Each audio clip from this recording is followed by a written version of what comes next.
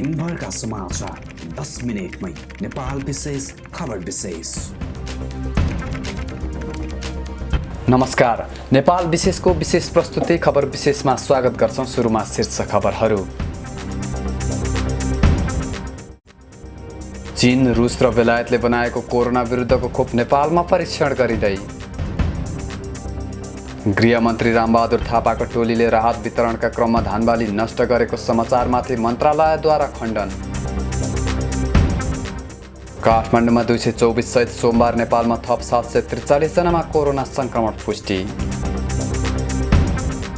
विदेशमा अलपत्र नेपालीलाई निःशुल्क स्वदेश फिर्ता गर्न कांग्रेस नेत्री संग्रौलाको माग। अस्पतालको अवस्थाबारे जानकारी गराएको भन्दै पत्रकारलाई धम्की। सवारी चालक अनुमति पत्रको छपाई कार्य अन्त्य, वितरण भने अझै अन्योलमै। र कोरोनाबाट मुक्त बिरामीको प्लाज्मा थेरापी अन्य बिरामीका लागि प्रयोग गर्न अनुमति।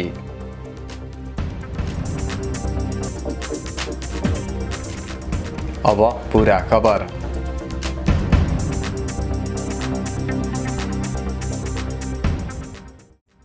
नेपालमा चीन, रुस र बेलायतले बनाएको कोरोना विरुद्धको खोपको परीक्षण हुने भएको छ। खोप परीक्षणका लागि स्वास्थ्य तथा जनसङ्ख्या मन्त्रालयले नेपाल स्वास्थ्य अनुसन्धान परिषदलाई स्वीकृति दिएको हो। तेस्रो चरणमा पुगेका खोपको परीक्षण गर्न कम्पनीहरू इच्छुक भएकाले परीक्षणको लागि प्रक्रिया बढाएको छ।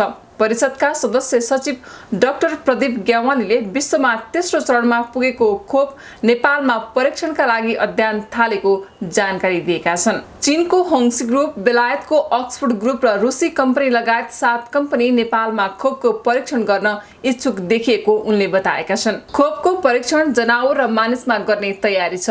झन्डै 150-200 मानिसमा खोपको परीक्षण गर्ने तयारी भए पनि प्रक्रियाकै चरणमा रहेकाले निश्चित भइ नसकेको डाक्टर ग्यावालीले जानकारी दिएका छन्। खोप परीक्षणका लागि तयारी भए पनि प्रपोजल तयार हुनै बाँकी छ। परीक्षण गर्ने व्यक्ति र खर्चबारे टुङ्गो लागि नसकेको परिषदका सदस्य सचिव डाक्टर ग्यावालीले बताएका छन्। खोपको परीक्षणका लागि बिरामीको सबै क्लिनिकल रेकर्ड, औषधिको प्रति असर तथा औषधिको रेकर्ड दुरुस्त राखी परिषद तथा स्वास्थ्य मन्त्रालयमा पठाउन भनिएको छ। विश्वका विभिन्न देशले अहिले कोरोना विरुद्ध बनेको खोपको तेस्रो चरणमा परीक्षणको तयारी गरिरहेका छन्। रुसमा भने तेस्रो चरणको परीक्षण बिना नै खोपलाई स्वीकृति दिएको भन्दै स्वास्थ्य विज्ञले खोपको प्रभावकारितामा प्रश्न उठाएका छन्। गृहमन्त्री रामबहादुर थापाको टोलीले अछामको रामारोसनमा बाढी पीडितका लागि राहत वितरणका क्रममा धानबाली नष्ट गरेको भनी आएका समाचार तथा टिप्पणीको उनको सचिवालयले खण्डन गरेको छ। रामारोसनमा गत बुधबार आएको बाढीबाट पीडितका लागि राहत लिएर गत शुक्रबार गृहमन्त्री नेतृत्वको टोली रामारोसन गएको थियो। बुधबार यहाँ बाढी पहिरोले ठूलो जनधनको क्षति भएको थियो।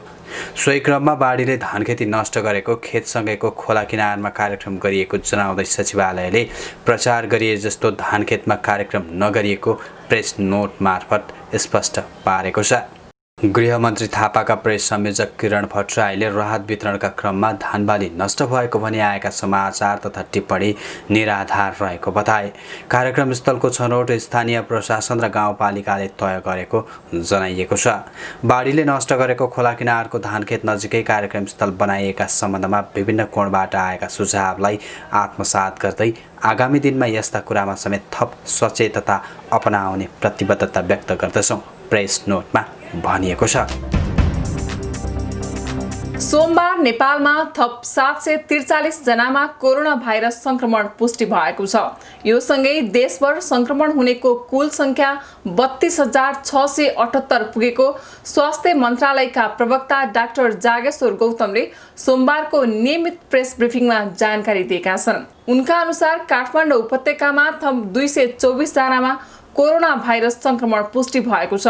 सोमबार काठमाडौँमा 177, ललितपुरमा 33 र भक्तपुरमा 14 गरी उपत्यकामा 224 जनामा संक्रमण पुष्टि भएको हो।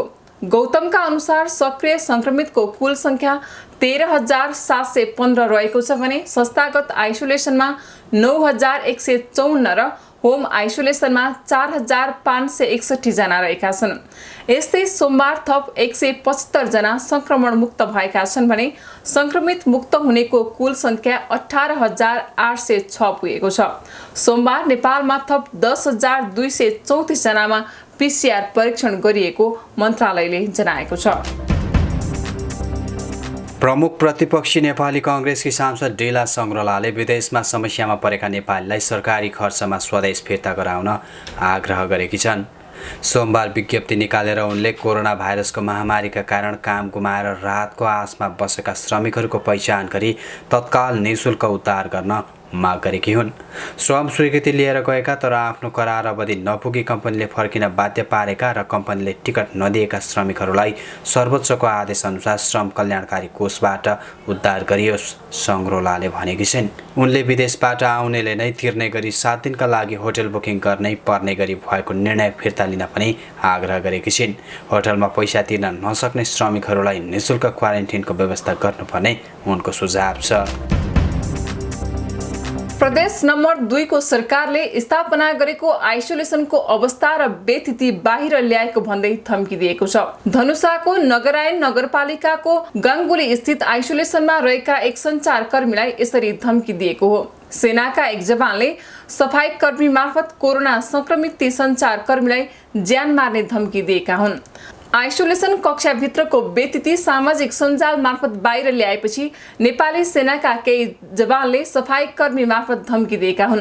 पीडित सञ्चारकर्मीले भने सफाई कर्मचारीले हामीलाई आइसोलेसन भित्रको कुरो बाहिर ल्याए सेनाले मार्ने धम्की दिएको सुनाए। सफाई कर्मचारी राजा मेस्तर सोमबार सफाईका लागि आइसोलेसन कक्षामा आउँदा धम्की दिएको ती सञ्चारकर्मीको भनाइ छ। स्वास्थ्यकर्मी कोरोना भाइरस संक्रमणको उच्च जोखिममा परेपछि स्वास्थ्य तथा जनसङ्ख्या मन्त्रालयले स्वास्थ्यकर्मीको स्वास्थ्यलाई प्राथमिकतामा राख्न सबै अस्पताललाई निर्देशन दिएको छ।